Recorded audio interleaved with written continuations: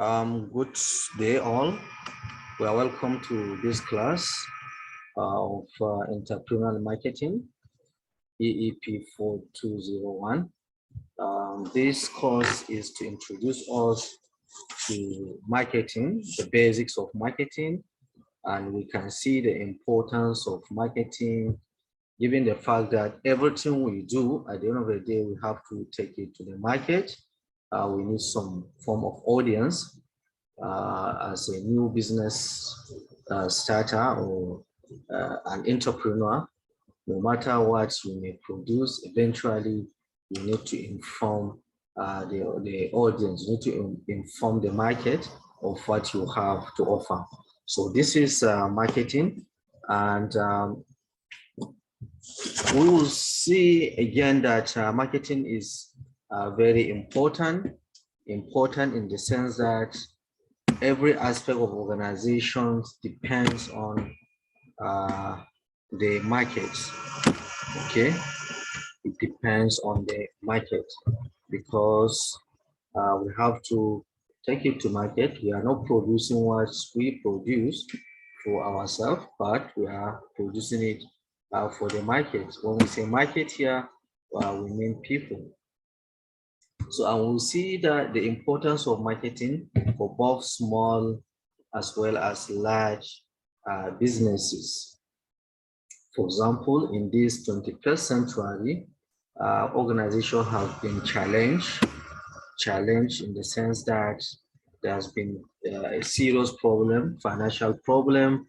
There are serious problems regarding the macroeconomic environment, factors that organization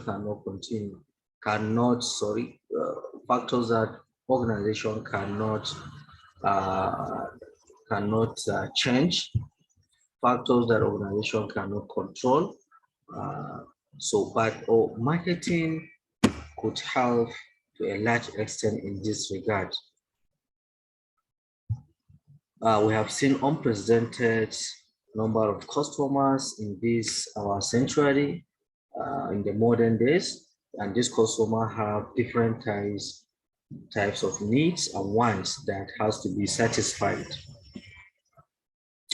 I will also have seen that marketing is playing a role of addressing those challenges that cannot actually addressed by other functional areas in organization, but only by marketing.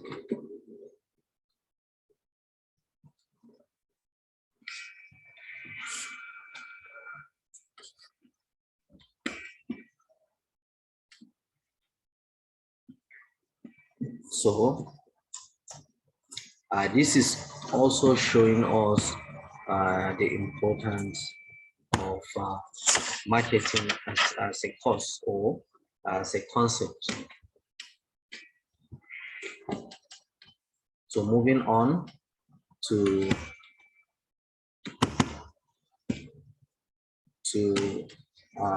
what is marketing? What is marketing? And I want to tell you that the concept of marketing is misconceived by so many people, because to some, marketing is just like selling. Okay, and to some others, when you say marketing to them, is you are talking of advertisement. Still to others, marketing is promotion, sales promo, and what have you. So marketing is much broader than this. Okay, it includes all these functions. They are only functions or aspects of marketing, if you like. So marketing is a broader concept that include all these: selling, advertisement, promotion, personal selling, branding. All these are aspects of marketing, so that now you can see that marketing is much more broader than what people just think as just an aspect like selling. And still again, we want to know, what is this marketing? There's one comprehensive definition by a guru in marketing, Kotler and Keller. In their book, they define marketing as an organizational function and a set of processes for creating, communicating, and delivering value to customers, for managing customer relationship in ways that benefit the organization and its stakeholders. This is a very a comprehensive definition of marketing. When you look at this definition, you see that you have some keywords: creating. You say a process for creating, okay, communicating and delivering. These are key concepts. So creating, you have to create something of value in marketing. You have to create something that the market would want, that people want. Okay. You also, after creating, you need to communicate, and that's the communicating. You need to create awareness that you have something to offer, something of value to offer, and then delivering. After communicating, people will have developed interest in getting the product or the service. Then you have to deliver it. You have to make it accessible to people. Okay. And also, for managing customer relationship, part of marketing is to manage relationship with customers, because customer is very important, in business. And that's why the slogan goes as customer is a key in business. It's a king. It's a king in business, and customer does not make mistakes. So this is the modern concept of customer. So you need to develop relationship with customer. And this has to be in ways that benefit both parties, okay, both the marketer and also other stakeholders, okay, because you cannot afford to produce and sell at loss. You have to produce and sell and make some profit margin, no matter how little, but you have to make some margin for business to continue. And also you have to satisfy the needs of other stakeholders, like employees, like customers themselves, like the shareholders, regulators, and what have you. For an effective marketing, there's need for research to know the needs and wants of customers. We talk about satisfying customers. We talk about the importance of customers in business. So how do you satisfy the customer? Is by actually investigating to know the needs and wants of the customer.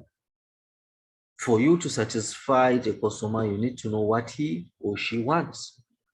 Okay, so, and that's why there's a need for marketing research, okay, to link up with customers, to link up with the consumers, so that to know actually what they want. And who is this customer?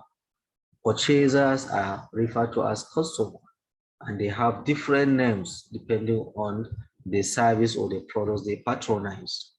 For example, in telecommunication, the customers are subscribers of MTN, for example. In school, the customers are students. In hospital, the customers are patients. In the hotel, the customers are guests. In transportation industry, the customers are passengers. So customers have different, in professional services, the customers are clients. So all these are different terms referring to customer. Then one will ask, is there any difference between marketing for small scale businesses and marketing in big corporation? Yes, there's a lot of difference. Marketing function in small businesses can be done by few people, sometimes by even a single person.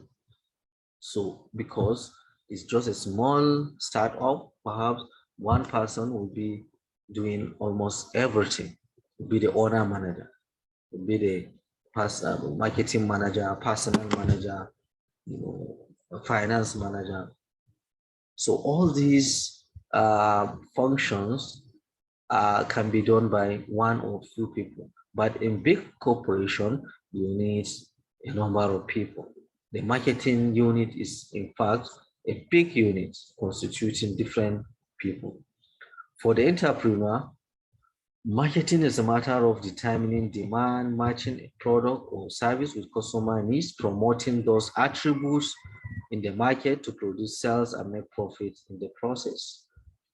Okay, but this can be a simple job for small company, but in a big company that has thousands, if not millions of customers, this process is not really, easy one. So now, what are the specific differences between marketing in small company and marketing in big organization?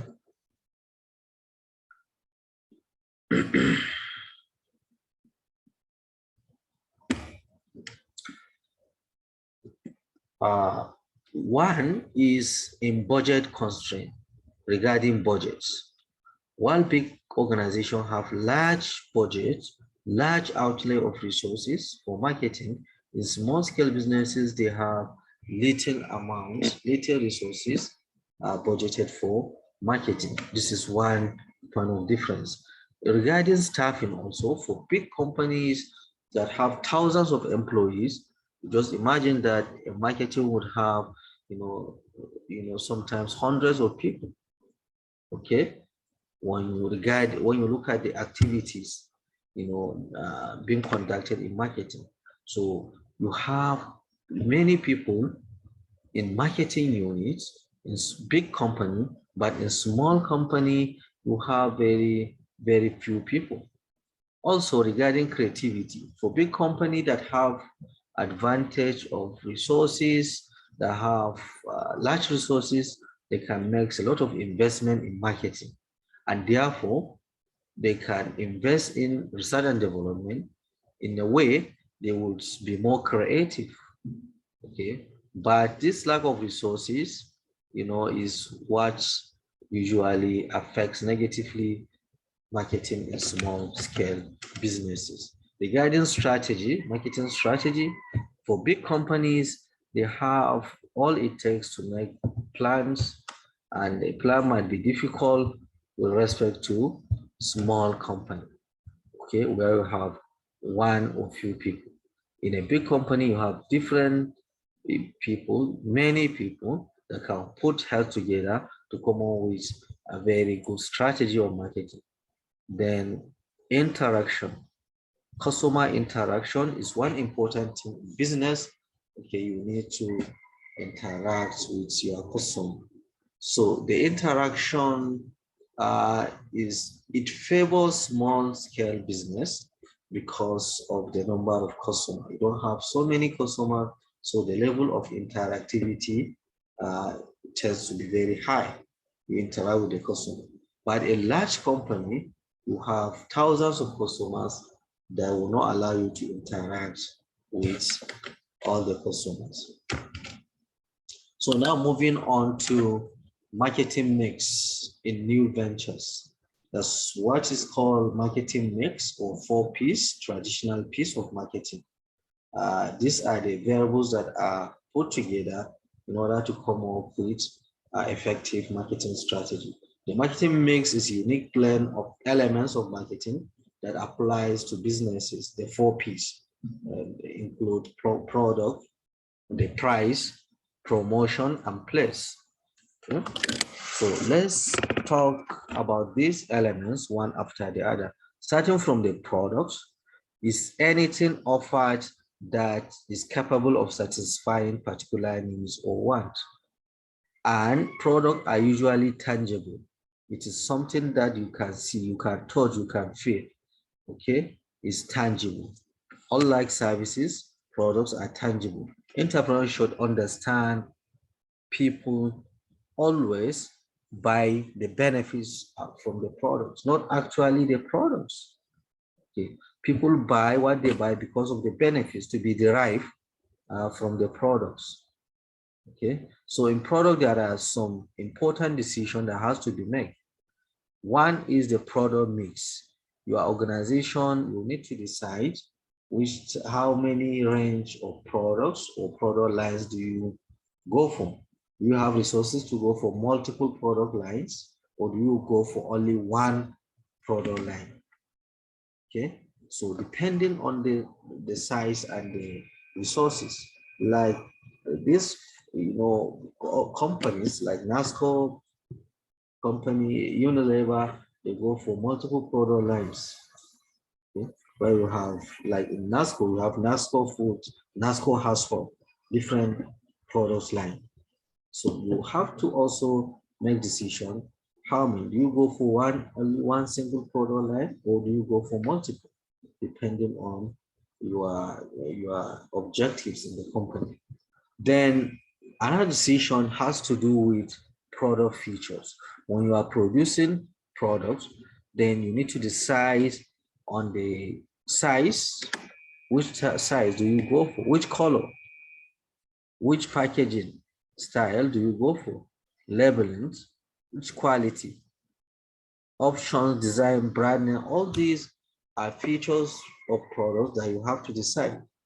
And that depends on your target markets. Okay, for like in automobile, Honda, Toyota, okay, they may have to segment the market. Okay, markets probably using the gender. The gender, of course, color, is something that you can use for different gender.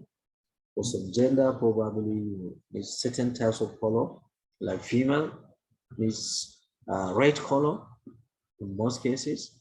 Okay, so you have to make decision. Are you targeting male market or female market? Are you targeting young consumers regarding the size and the design, or are you targeting elderly markets?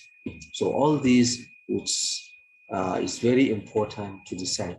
Then product support is another thing that has to do with the product itself. Pre-sale services, installation, reliable delivery, prompt follow-up, availability of spare parts, after sales. All these, don't imagine and don't just think that marketing ends up by just selling the product. So you need after sales services. All this is required so that you keep the customer to come again, again, and again. But if you assume that after sale, then you are done with that customer, probably you are making a mistake. The second P after product is price. So you have to make decision regarding the price. You have to fix the price. And you have is one of the elements of the marketing mix, and is unique. It's a unique marketing mix because it's the only P that attracts revenue. All other P's, the products, the promotions, distribution place, all these attract costs, are the cost centers. But only price, when fixed well and properly, is what is attracting revenue. The easiest also to adjust. You can adjust price as the case may be, either upwards or downwards, depending on the realities. Pricing is an important strategic issue because it's related to product positioning. When you are positioning your product in the market, then the issue of price has to also be considered. Okay. Sometimes I cite example with Techno mobile phone. When Techno was introduced into Nigeria, it was positioned as a low, cheap China product. Although it's very good features, but people continue to take Techno as a low, cheap product and a low quality product, because of how it was positioned. So when you are positioning your product in the market, you need to be very mindful of the price. Sometimes if you keep the price low, people will just think that the quality is low, even though it's not necessary. But so that's why the decision of price and position have to go hand in hand. So price is also a concept that has different names: rent, tuition, fares, fees, rate, tolls, wages. All these are price paid for different forms of services or products, depending on what is patronized. There are pricing objectives. Before you fix a price, then you need to know what are the objectives. You just have your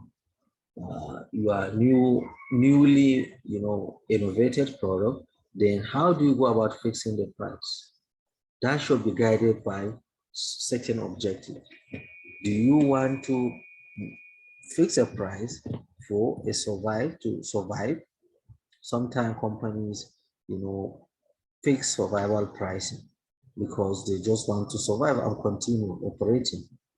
Or do you want to maximize current profits? So you can jack up the price for a while because you want to maximize. Oh, but this has disadvantage in the future. After the current maximization, what about the long-term profit maximization? Market share maximization. Sometimes you fix price low because you want to maximize the market share, the share of the market. You want to attract more customers. You want to grab customers from competitors. If, for example, MTN wants to increase the market share, the number of patronage, they can decide to either decrease, the tariff, okay, or to give in some benefit to customers. They would attract the market and also would enhance the market share. Or do you go for market scheming? This market scheming pricing objective is usually by electronics. When the product first come to market, they may charge high price, okay, because they want to exploit, the market of high income earners, those that can go for that. For example, if iPhone is in the market and probably the ideal price, for example, is 1 million, in the first instance, probably the product can be charged 1.5. So people that can afford at that price will rush and buy. Then after that, they can now reduce, okay, from 1.5, now 1.2. So the next layer of customers that can patronize at that price can also buy. If that is exhausted, then they now go for the ideal price of 1 million. So those that can afford at that price will now buy because they are not losing anything by reducing the price from 1.5. They have already done their research, they have recovered their investment. So it's just now maximize how they can maximize price. This is market scheme, scheme the cream, objectives of pricing. Quality leadership, do you go for quality leadership? You want to charge high, but because of quality, the price is high because you are offering quality.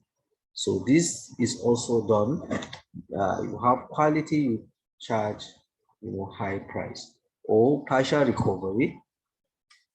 Some, more especially organizations that are parastatals of government, they don't go for, full recovery of their operation costs. Okay, just like the university here, university do not charge you tuition fees. And that is why you may pay maybe 45, 50,000, per session because it's partial recovery of costs. Government is building structures, government is paying salaries to staff, but in private university, you have to, people pay how many? They pay like 2 point something million, okay? 2 point something million, 3 million, depending. So because in that private university is a full recovery of expense. Government doesn't pay for salary. Government doesn't build structure? Or do you go for status quo as your pricing objective? What is, what is being charged by other similar organization? You want to just follow the status quo. These are different objectives depending on what fits a particular product. So based on those objectives, we now go for the pricing methods. We go for markup pricing, where you have some margin of profits that you are targeting, you want to make. Then you have target return on investment percentage, passive value as perceived by the customer.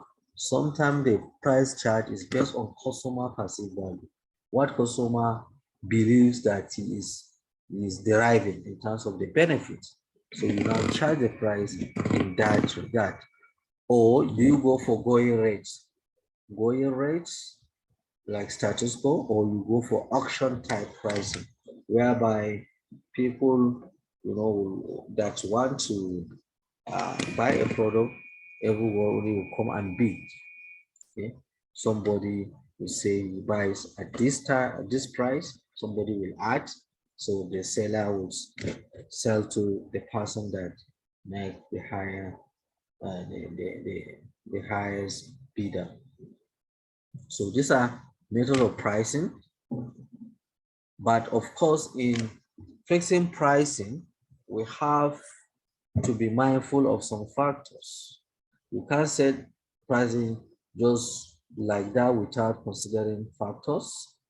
Factors like production costs. There are costs for production. There is cost of that you have spent to produce a product. That sets the floor for price. You don't want to go below the production costs. Competitors' price and price of substitute goods is also part of the consideration. You are not the only entrepreneur operating. So look at similar goods and price of substitute, products to see, are you really charging reasonable price?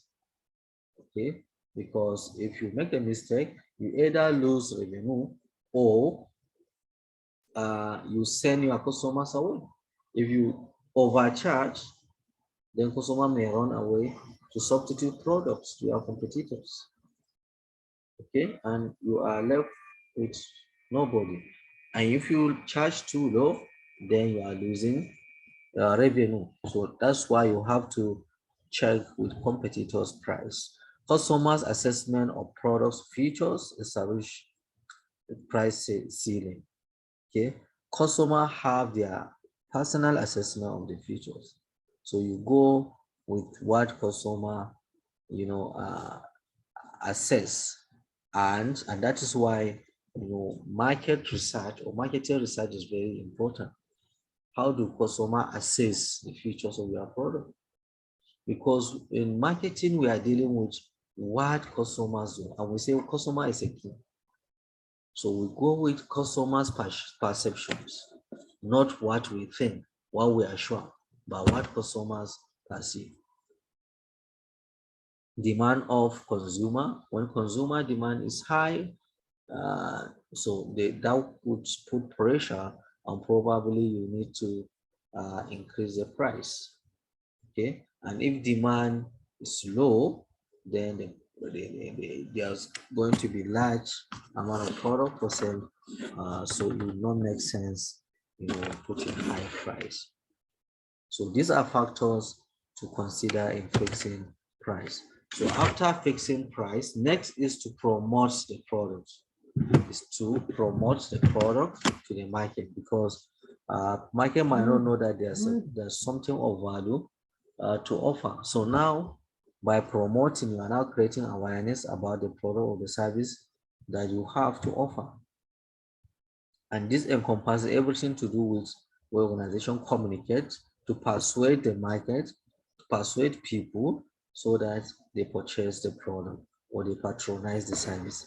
The combination of promotional tools I use in this regard include advertisement, sales promotion, public relation, and publicity. These are the mix of uh, promotional mix. Just like we have marketing mix, there are promotional mix. You decide which one to go for. For example, the advert is a non-personal communication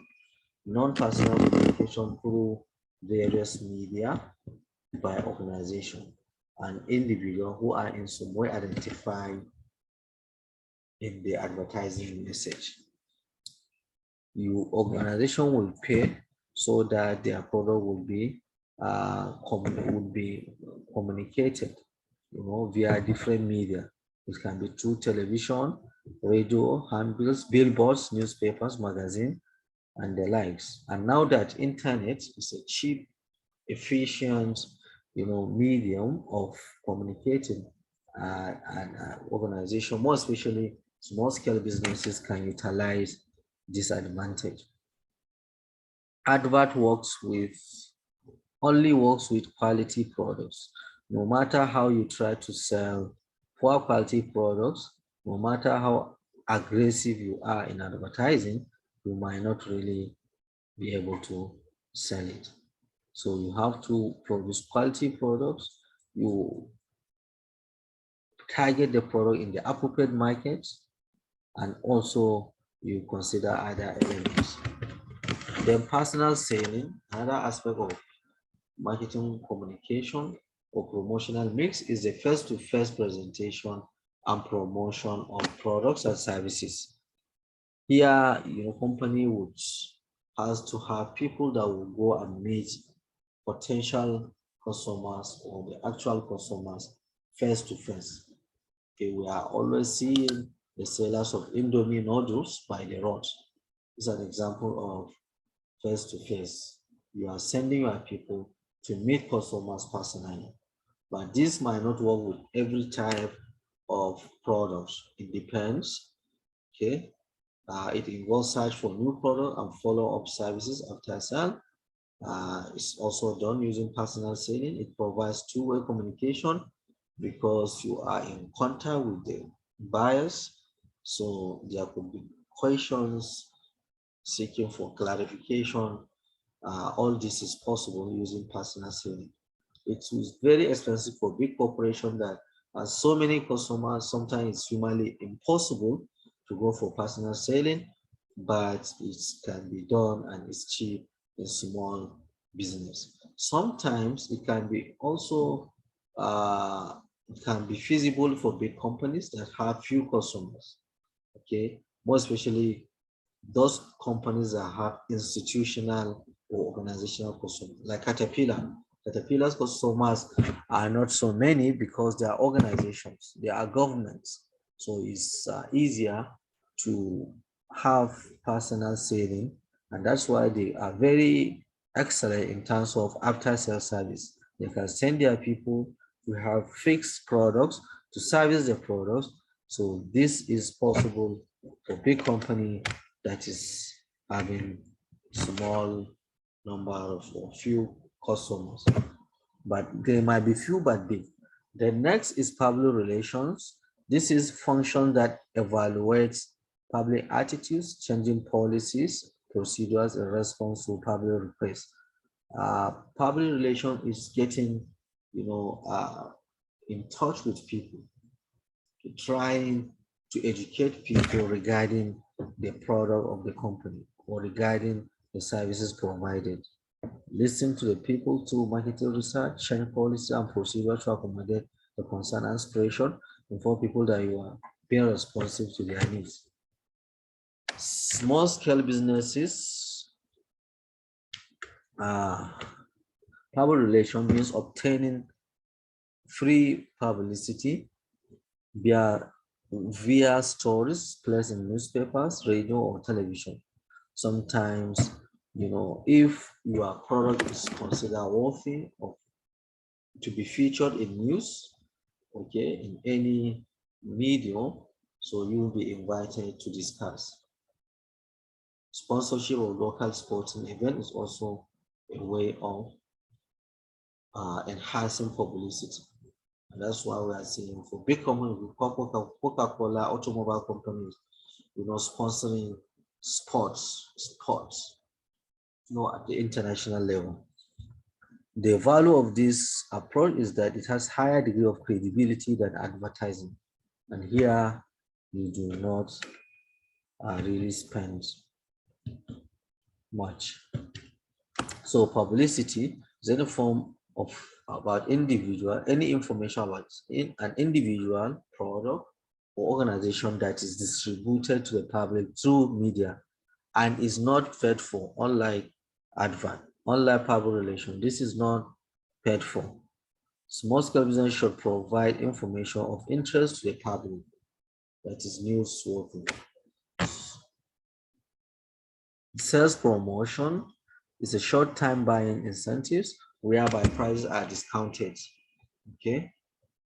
For example, when you go during the December period, you go to shopping malls, you see a lot of promos going on. Probably the product was selling as 1,000, then you say 1,000 no more cancel. Now the product is 900. At the same time, sometimes the pricing is psychological. They say price used to be 1,000, now cancel, but it's 999. So what is the difference of 1 naira? In most cases, you do not even collect change.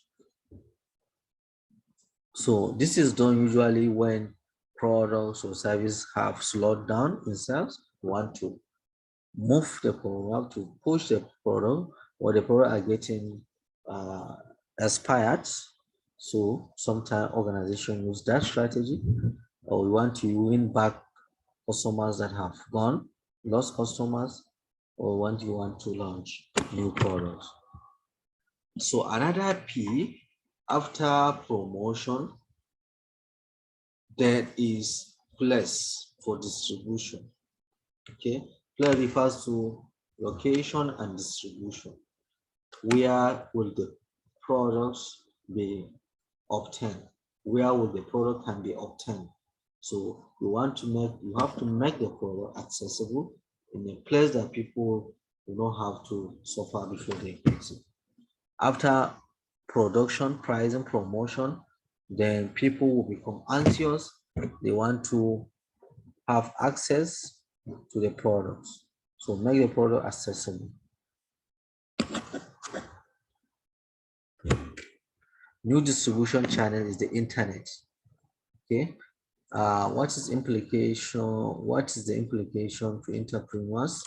Of course, internet will provide a cheap way of distributing products. More especially the product is such that it can be distributed, it can be sent through the internet, it can be sent online. Some organizations are very good in distribution. Take example, Coca-Cola. I always see their trucks moving around to all these nook and crannies, these villages. Always you are seeing them. You have effective distribution system. So small scale business owners must recognize that there's a constantly changing market, and distribution system present an investment in an asset to the business. So market is changing, so you also have to monitor your distribution system, or as also you are producing new products or new product line, then this distribution system can help, just like the Coca-Cola did when it has a new bottled water is going together with the soft drink. So this is for 4 P's. Most, if not all, the marketing strategies are being are based on these P's. Okay, all marketing strategies are based on this. This is what you can control. Okay, there are factors that you cannot control, like political factors, economic factors, social factors, but you can, however, maneuver all these your P's in order to meet up with the uncontrollable factors. The next topic is unique selling proposition, USP. Due to stiff competition, organization offering become more or less the same. Okay, organizational offerings are becoming similar, much more similar. Example, in the banks, when you go to the banks, you see that they have similar almost everything, similar company, similar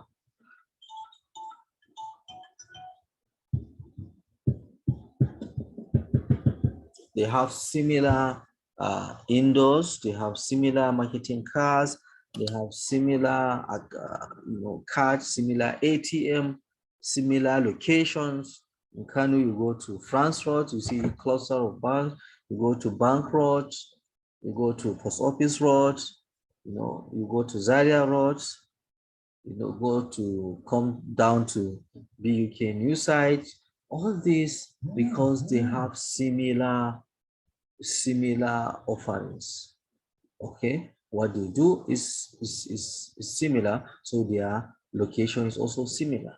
The nature of their building is similar.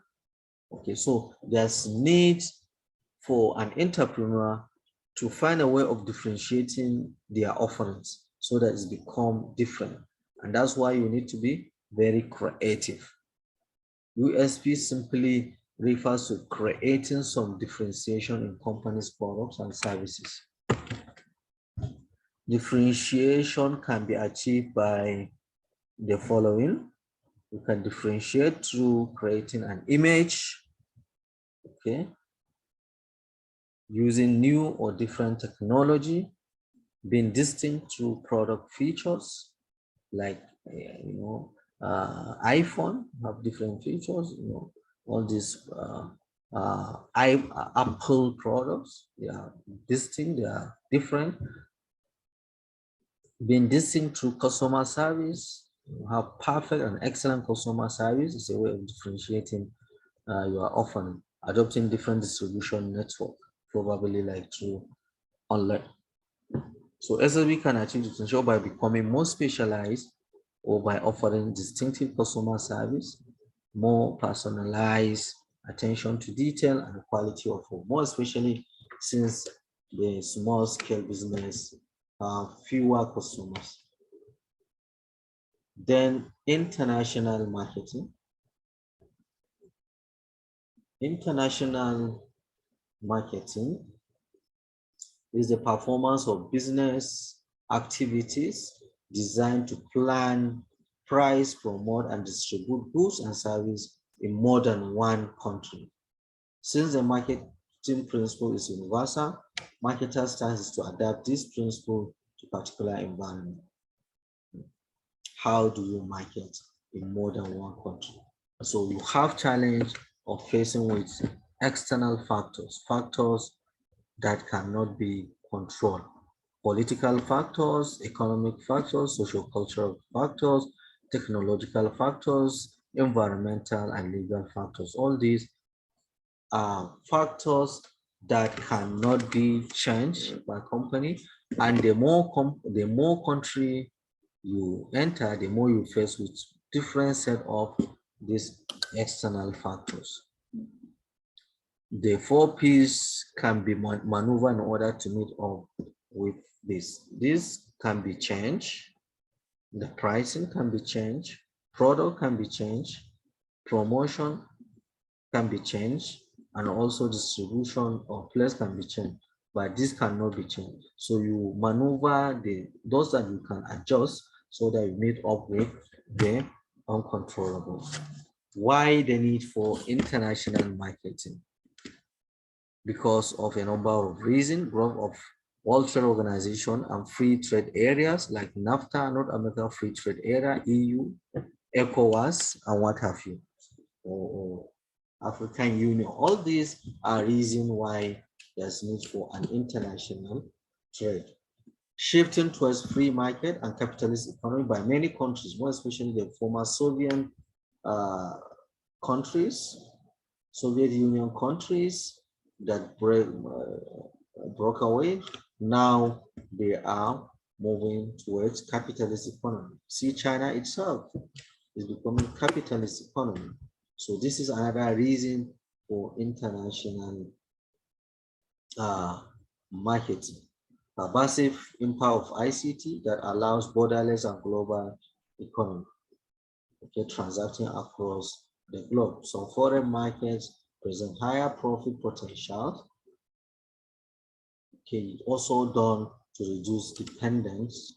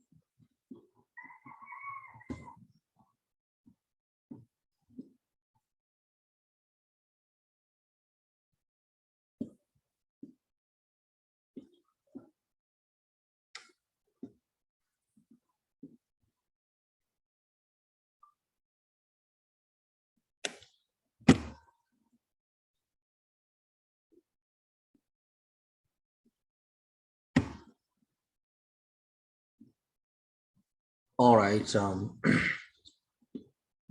still talking about why international marketing, see a number of reasons, and how do you go international? How do you go international?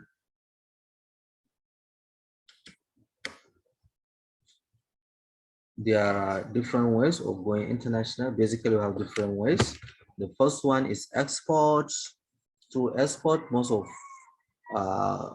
most used form of entry now is export, but it's used by big companies. You have direct or indirect export. Licensing for using trade name and intellectual property, production process, distribution of imported goods. This is also a way of going into international market. It's a way of establishing footfall abroad without large capital outlay. It has benefits, it also have some risks. For example, the benefit, if you have scarce capital for you to go to export, then you can uh, have a joint venture through licensing. But if you have a wrong partner and the quality issues regarding the product is a concern. Then contract manufacturing involves contract with local manufacturers to produce the products, which it's also being marketed in a foreign country. This is also another way of moving international. Contract management contracting, foreign firm is invited to help run a venture on behalf of the domestic firm. This is an example here. We have Hilton. You have the product, you have you are the company, but you need specialists, more efficient people from somewhere to come and manage because they have the know-how. You also have joint venture, joint ownership venture. Here, foreign investors join with local investors to create local business which they share joint ownership and control. The foreign investor may buy interest in local company, or local company may buy interest in an existing operation of foreign company. So the two parties may form a new business all together and run it in that manner. Then direct foreign investment involves investment within a foreign country to gain cheap labor, access to raw material, avoid import tax, access to market, reduce transportation costs. That's why companies from abroad will come to establish their business, in a particular country. Companies here either invest or acquire new local company, global companies establish presence around the world with the influence of WTO, free trade, and free trade. This trend is likely going to continue. We have seen how Nigerian government have tried to win foreign investors to come to Nigeria and invest. But sometimes the problem is issues that I face here. So there are so many issues regarding facilities and what have you. This is how far we can go. I hope that you learn one or two things here, and I wish you all the best. Thank you very much. Stay cool.